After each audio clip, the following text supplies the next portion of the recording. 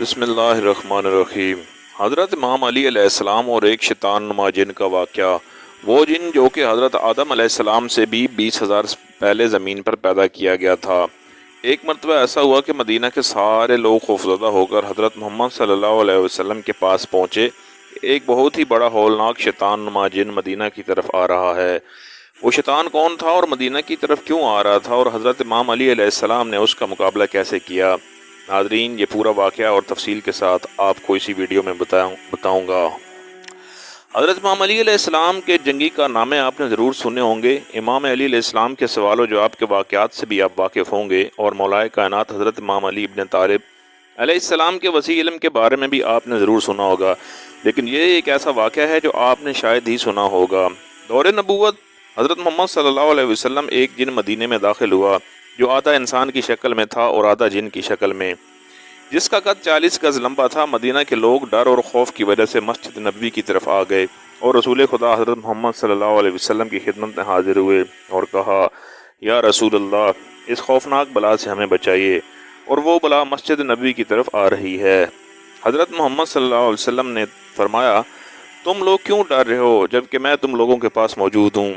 وہ جن جیسے ہی مسجد نبوی کے صحن میں داخل ہوا، اس جن نے رسول خدا کو ہاتھ جوڑ کر سلام کیا اور ادب سے حاضری دی اور عرض کیا، یا رسول اللہ صلی اللہ علیہ وسلم، آپ یہ دیکھ رہے ہیں کہ میرے گال پر خون اور پیپ اور میرے ہاتھ کھجور کے پتے سے بندھے ہوئے ہیں۔ رسول خدا نے فرمایا، یہ کس نے اور کب باندھے؟ اس جن نے کہا، یا رسول اللہ، حضرت آدم علیہ السلام سے 30,000 سال پہلے اللہ تعالیٰ نے مجھے زمین پر پیدا کیا، مجھے پوری جن مخلوق سے زیادہ طاقت دی، میرے سامنے جو آتا تھا میں اسے قتل کر دیتا یا معذور کر دیتا تھا۔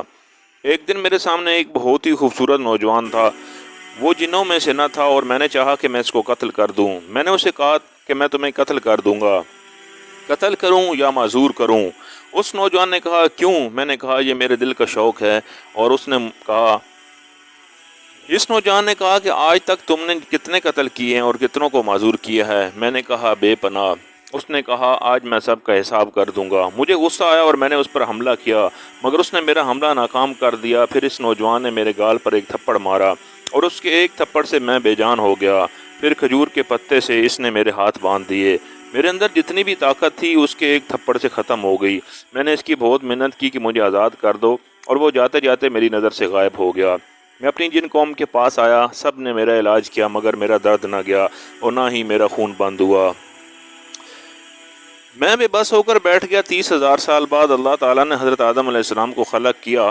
میں ان کے پاس آیا، انہوں نے اپنی پوری نبوت کا زور لگایا، مگر میرے ہاتھ نہ کھلے اور میرا درد بھی ختم نہ ہوا۔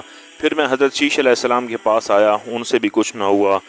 پھر اللہ تعالیٰ کے جتنے بھی نبی آئے، میں ان سب کے پاس گیا، لیکن کسی سے بھی کچھ نہ ہوا۔ حضرت ابراہیم علیہ السلام کے پاس آیا، ان سے بھی کوشش کر کے بعد کچھ نہ ہوا۔ اس پر اللہ تعالیٰ نے حضرت ابراہیم کو وحی نازل کی کہ اس کو چھوڑ دو، اس کو وہی کھولے گا جس نے اس کو باندھا ہے۔ میں نے حضرت ابراہیم علیہ السلام سے کہا کہ وہ کون ہیں، کب آئیں گے؟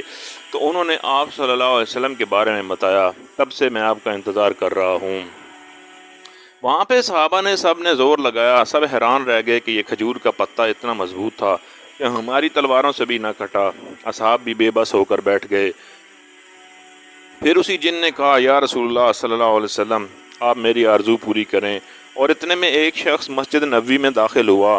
اسی شخص کو دیکھ کر وہ جن ڈر گیا، اور حضرت علی نے صرف اپنے ہاتھوں کا استعمال کیا اور اس جن کے ہاتھ کھل گئے۔ خون اور پیپ جو اس کے کانوں سے بہتا تھا وہ بھی بند ہو گیا۔ اس جن کی وہی طاقت، وہی قوت، اور اس کی جان میں جان آ گئی۔ وہ جن فوراً حضرت امام علی علیہ السلام کے قدموں میں گر گیا اور کہا کہ مجھے اپنا غلام بنا لیجئے، اور اس کی آرزو پوری ہو گئی۔ اس جن نے کہا، یا رسول اللہ، مجھے ہزاروں سال بعد یہ حق ملا ہے، اور میں حق کو چھوڑ کر کہاں جاؤں؟ ناظرین، امید ہے آپ کو یہ ویڈیو پسند آئی ہوگی۔ اگر آپ کو ہماری یہ ویڈیو پسند آئے تو ہمارے چینل کو ضرور لائک اور شیئر کریں۔ جزاک اللہ۔